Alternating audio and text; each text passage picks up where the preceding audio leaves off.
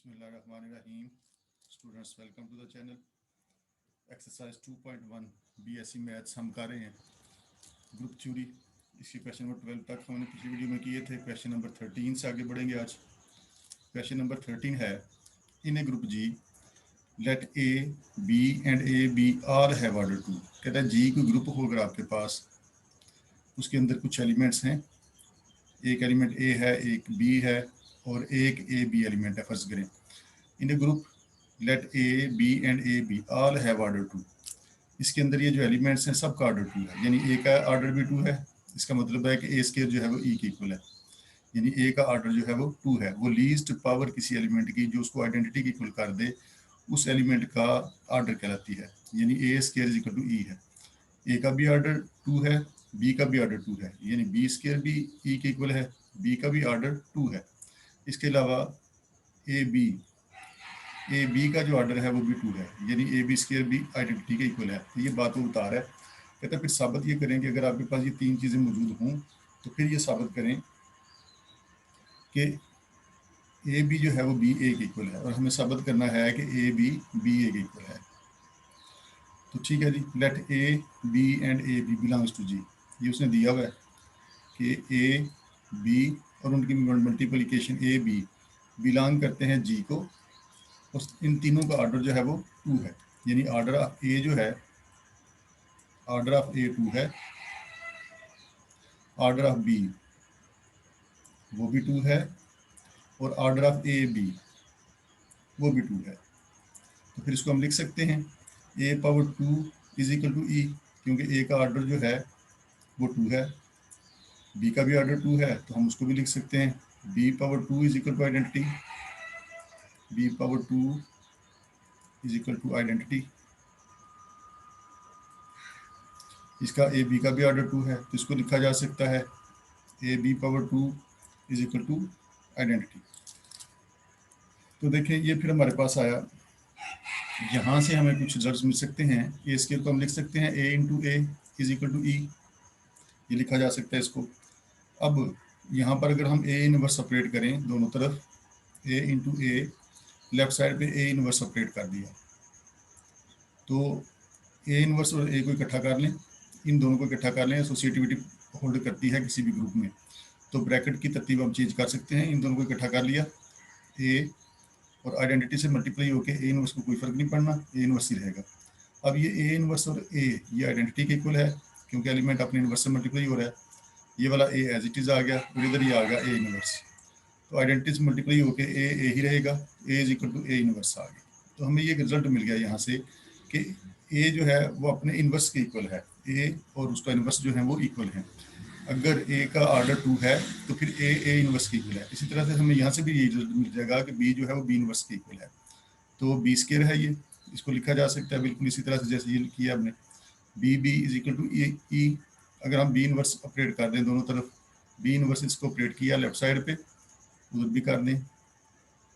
अब B inverse और B को इकट्ठा कर लिया जाए, बी इनवर्स और बी, और ये वाला बी एक बच गया, आइडेंटिटी से मल्टीप्लाई हो गया, बी इनवर्स को कोई फर्क नहीं पड़ना, बी इनवर्स ही रहेगा। ये वाला बी इनवर्स और बी आइडेंटिटी के इक्वल हो गया, e b is equal to b inverse आ गया, तो ई बी रह गया, तो बी किसके इक्वल आ गया, बी इनवर्स के, यानी बी का ऑर्डर टू है तो वो भी अपने ही इनवर्स के इक्वल है। इसी तरह से इसको हम सॉल्व करें तो इसका भी ए बी का स्केयर ई के इक्वल है, तो इसको भी हम लिख सकते हैं a B into A b is equal to e लिखा जा सकता है। अब अगर हम ए बी का इन्वर्स सेपरेट कर दें इधर, जैसे हमने इनमें सब में किया, ए बी का इन्वर्स इधर ऑपरेट किया,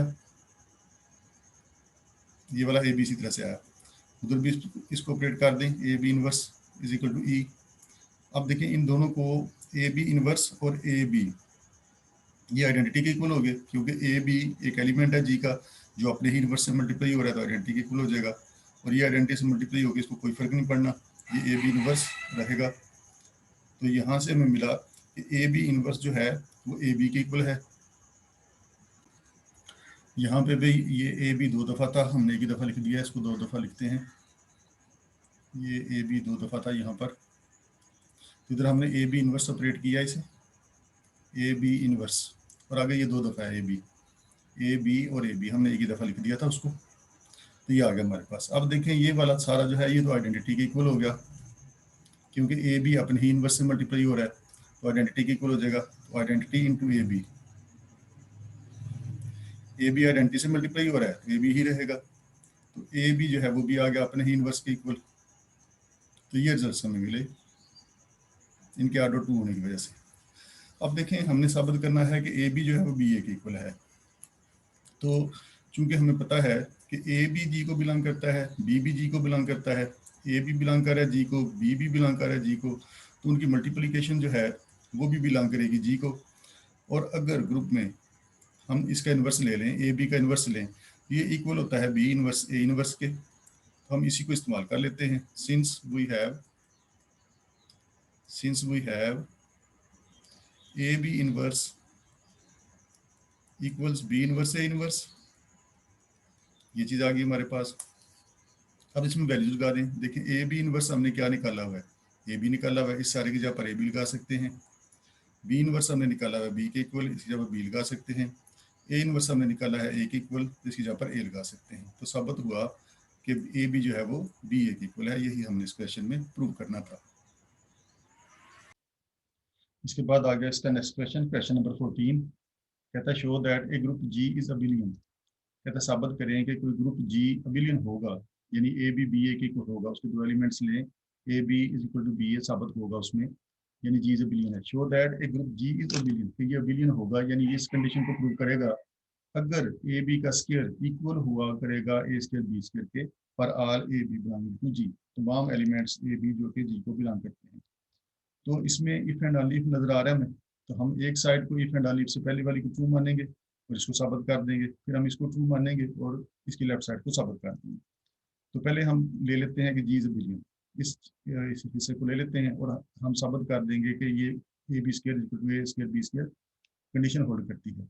let G is abelian, तो हमने ये सपोज कर लिया true, let G is abelian, तो हमने इसको बिलियन सपोज किया, let G is abelian, और हम ये साबित कर देंगे कि ए बी स्क्वायर जो है वो ए स्क्वायर बी स्क्वायर के इक्वल है। अब देखें जी अ बिलियन है और इसके दो एलिमेंट्स हैं ए और b, since a and b belongs to G, a और बी बिलोंग करते हैं जी को, ए और बी बिलोंग करते हैं जी को, तो चूंकि हमने कहा है कि जी अ बिलियन है, तो इसका मतलब है कि ए बी जो है वो इक्वल होगा बी ए के, इसे ये नतीजा निकला। फिर अबिलियन होने का यही मतलब है कि ए बी बी ए के इक्वल होता है। दो एलिमेंट्स जी के लिए हैं तो A B B A condition को वो प्रूव करेंगे।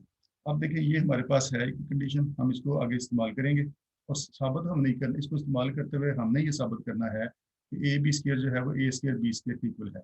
इसकी लेफ्ट साइड को लेते हैं, ए बी स्क्वायर को ले लेते हैं, इसको सॉल्व करके देखते हैं। ए बी का स्क्वायर, तो इसको लिखा जा सकता है A B into A B, A B into A B.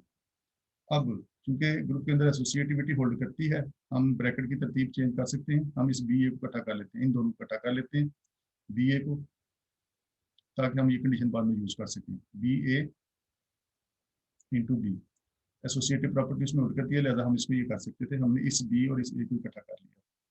अब देखें ए इंटू, अब बी ए जो है, यहाँ से देखें बी ए किसके इक्वल है, ए बी के, इसकी जगह पर हम ए बी लिख सकते हैं, इस बी ए की जगह पर ए बी लिखा जा सकता है, तो बी एज इट इज आ गया।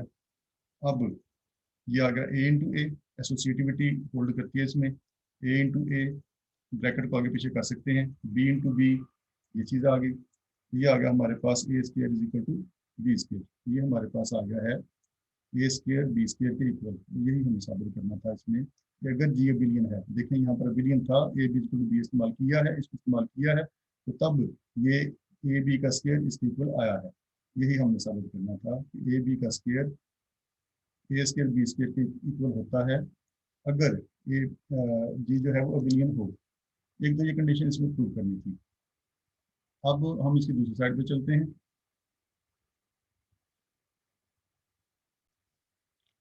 अब इसका कन्वर्स ले लेते हैं, अब हम इसको लेंगे और साबित करेंगे कि जी अबिलियन है। कन्वर्सली लेट, ये चीज़ हम मान लेते हैं कि ये ट्रू है, A B square is equal to B, A B square equal है ए स्क्वायर बी स्क्वायर के, और हम साबित करेंगे कि जी एबिलियन है, यानी ये कंडीशन होल्ड करती है ए b is equal to b, ये साबित कर देंगे। अब देखें ये है हमारे पास a B square is equal to A square B square, इसको हम लिख सकते हैं ए बी, इसको दो दफ़ा लिखा जा सकता है A B into A B, और ये ए स्क्वायर है, इसको भी लिख सकते हैं ए इंटू ए, और ये बी स्क्वायर है, इसको लिख सकते हैं बी इंटू बी। तो ये चीज़ आ गई हमारे पास। अब ये हुआ हमारे पास ए इंटू, इस बी और ए को इकट्ठा कर लें, बी और ए को इकट्ठा कर लें, क्योंकि हमने a B equal to B a साबित करना है, तो बी हमने इधर बना लिया, इस बी को और इस ए को इकट्ठा कर लिया, बाकी रह गया इधर हमारे पास बी, और उधर आ गया हमारे पास ए, इधर ए बी बना लें, इन दोनों को इकट्ठा करके ए बी बना लें, ताकि a B equal to B a साबित किया जा सके। ये बी आ गया। अब देखें ये ए इधर भी लेफ्ट साइड पे है, इधर भी लेफ्ट साइड पे है, तो बाई लेफ्ट कैंसिलेशन ला हम इनको काट सकते हैं, ए से कट गया। ये जो है ये एसोसिएटिव प्रॉपर्टी की वजह से हमने लिखा है कि एसोसिएटिविटी जो है वो होल्ड करती है ग्रुप में, इसलिए हम ब्रैकेट की तरतीब चेंज कर सकते थे। अब by left cancellation law, by left cancellation law, ये पढ़ा हुआ है हमने, बाई लेफ्ट कैंसिलेशन ला,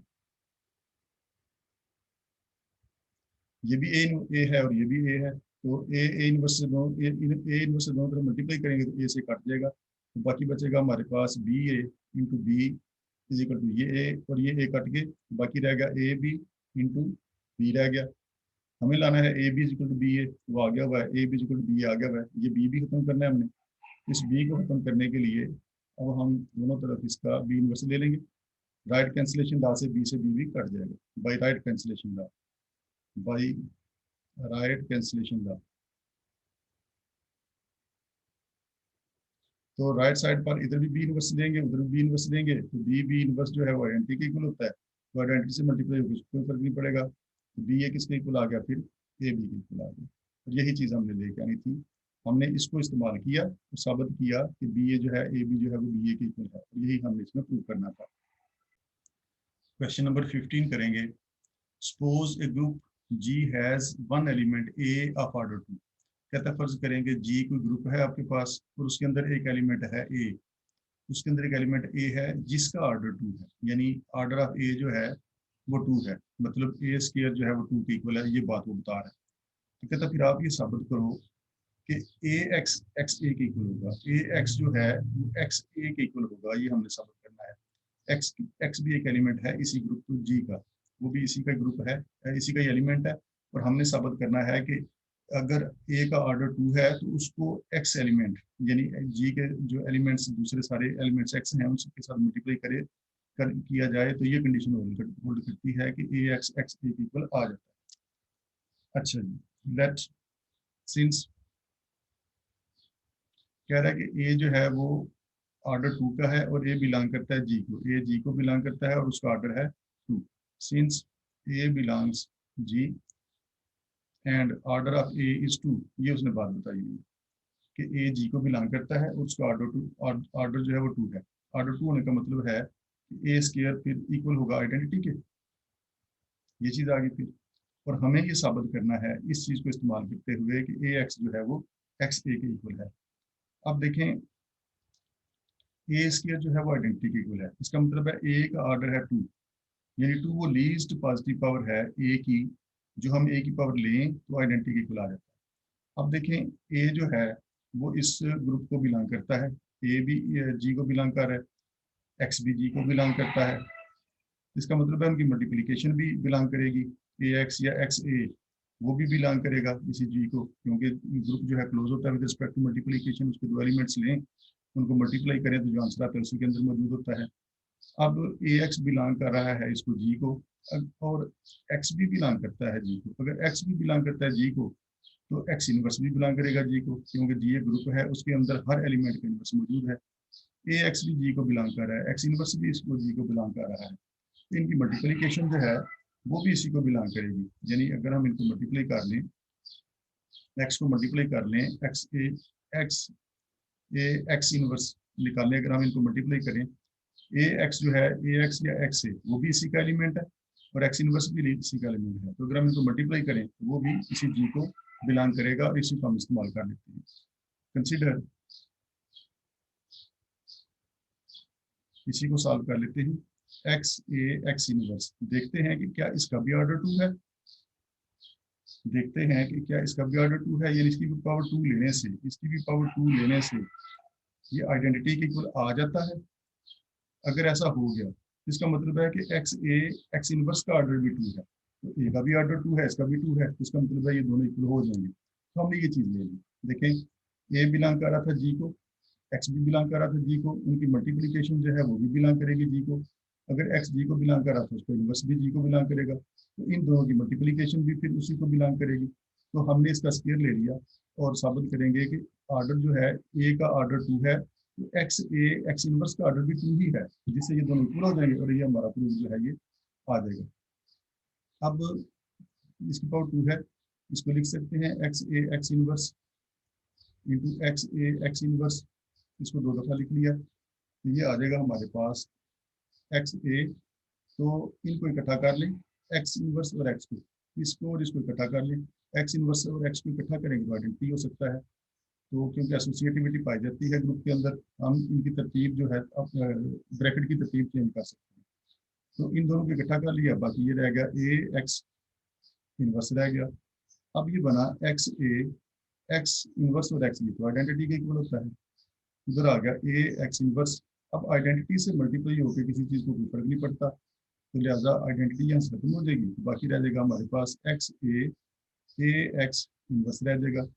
अब ये बना हमारे पास एक्स ए और ए जो है वो ए स्क्वायर हो गया, ये चीज़ बनी। फिर अब ए स्क्वायर तो हमारे पास मौजूद है, तो आइडेंटिटी के इक्वल है, तो इसकी जगह पर आइडेंटिटी लगाया जा सकता है, ये आ जाएगा एक्स इनवर्स। अब आइडेंटिटी से मल्टीप्लाई होकर इनको कोई फर्क नहीं पड़ने वाला, एक्स और एक्स इनवर्स रह गया। अब एक्स मल्टीप्लाई हो रहा है अपने इनवर्स से, तो ये किसके इक्वल होगा, आइडेंटिटी के इक्वल। तो देखें, इसको हमने सॉल्व किया तो ये आ गया है आइडेंटिटी के इक्वल। अगर ये भी आइडेंटिटी के इक्वल आ गया है, तो इसका मतलब है इसका भी ऑर्डर 2 है। एक तो ऑर्डर था ए, एक ऐसा एलिमेंट था जी के अंदर जिसका ऑर्डर 2 था। एक ये और एलिमेंट भी आ गया है, एक ये और एलिमेंट एक्स एक्स इनवर्स भी आ गया है जिसका ऑर्डर 2 है, क्योंकि इसकी पावर 2 लेने से ये भी आइडेंटिटी के इक्वल हो रहा है। तो इसका मतलब है कि अगर ए का ऑर्डर 2 है और इसका भी ऑर्डर 2 ही है, तो ये दोनों फिर आपस में बराबर है, दोनों में कोई फर्क नहीं। This implies that x A x inverse जो है वो इक्वल है किसके, ए के, क्योंकि ए का भी ऑर्डर 2 है, इसका भी ऑर्डर 2 है। यहाँ से हमें अपना रिजल्ट मिल सकता है एक्स ए एक्स इनवर्स। इस एक्स इनवर्स को खत्म कर लें, एक्स से मल्टीप्लाई कर लिया राइट साइड पर, ये चीज़ आ गई, ये दोनों मिलके तो आइडेंटिटी हो जाएंगे। उधर आ गया ए एक्स, तो आइडेंटिटी से मल्टीप्लाई होकर एक्स और ए को कोई फर्क नहीं पड़ना, ये एक्स ए आ गया और उधर आ गया ए एक्स। यही हमने साबित करना था कि ए एक्स जो है वो एक्स ए के इक्वल है। नेक्स्ट लेक्चर में इंशाल्लाह हम इसके नेक्स्ट क्वेश्चन करेंगे।